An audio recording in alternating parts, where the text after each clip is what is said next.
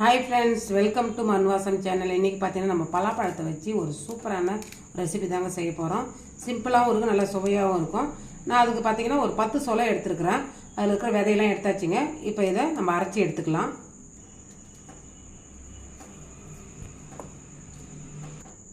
இப்போ இது கூட ஒரு 4 ஏலக்காய் சேர்த்துக்கிறேங்க. ஏலக்காய் பொடி இருந்ததுன்னா நீங்கள் போட்டு அரைக்க தேவையில்ல, தனியாக சேர்த்துக்கலாம். இப்போ இல்லாத பட்சத்தில் நான் இது கூட சேர்த்து அரைக்கிறேன்.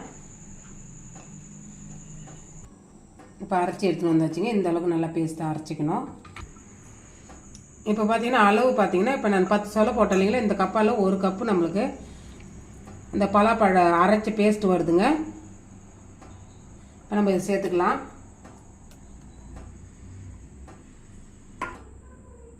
அதே கப்பில் பார்த்தீங்கன்னா பச்சரிசி மாவு எடுத்துக்கிறேங்க. நான் இடியாப்ப மாவு இல்லை கொழுக்கட்டை மாவு எதுவாக இருந்தாலும் நீங்கள் எடுத்துக்கலாம்.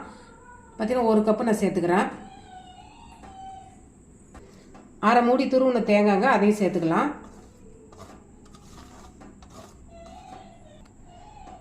இப்போ நம்ம எந்த கப்பில் மாவு எல்லாமே அளவு எடுத்தோமோ அதே கப்பில் அரை கப்பு வெல்லம் சேர்த்துக்கலாங்க. இப்போ பார்த்தீங்கன்னா பலாப்பழம் இனிப்புன்றதுனால நம்ம கம்மியாக சேர்த்துக்கிறோம். இதை சேர்த்துட்டு எல்லாத்தையும் ஒன்று சேர கலந்து விட்டுக்கலாங்க. இப்போ பார்த்தீங்கன்னா கரெக்டான அளவில் இருக்குது பாருங்கள். அந்த பலாப்பழத்தில் இருக்கிற நம்ம அரைச்சதுக்கு பேஸ்ட்டுக்கும் நம்ம போட்ட மாவும் கரெக்டாக இருக்குது இல்லைங்களா. இதே மாதிரி இருந்தால் நமக்கு கரெக்டாக இருக்கும் ரெசிபி செய்யறதுக்கு.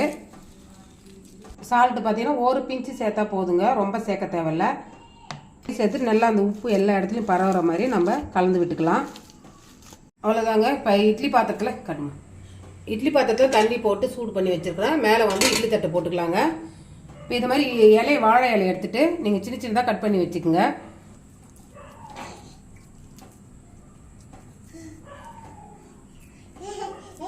இந்த மாதிரி சின்ன உருண்டை எடுத்துட்டு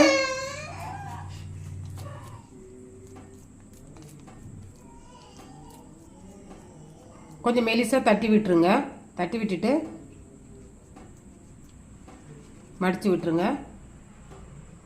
இப்போ இட்லி பாத்திரத்தில் தண்ணி சூடானது இப்படி வச்சிடலாங்க. இதே பார்த்தீங்கன்னா இதுவே கோன் ஷேப்பில் பண்ணிட்டு இலையை இதுக்குள்ளார கூட நிறச்சி வைக்கலாங்க.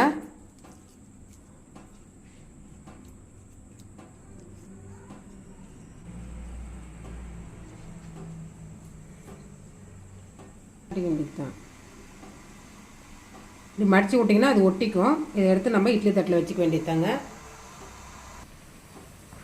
இப்போ எல்லாத்தையும் செஞ்சு வச்சுங்க. ஒரு மூடி போட்டு வேக வச்சிடலாம். அவ்வளோதாங்க. நல்லா வெந்துடுது. அந்த இலை பாருங்கள் நல்லா நிறம் மாறிடுது பாருங்கள்.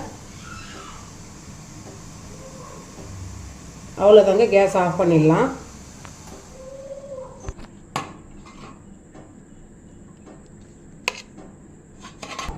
அவ்வளோதாங்க. நீங்கள் ஒரு தடவை செஞ்சு சாப்பிட்டிங்கன்னா அடிக்கடி செய்வீங்க. சுவையை சூப்பராக இருக்கும்.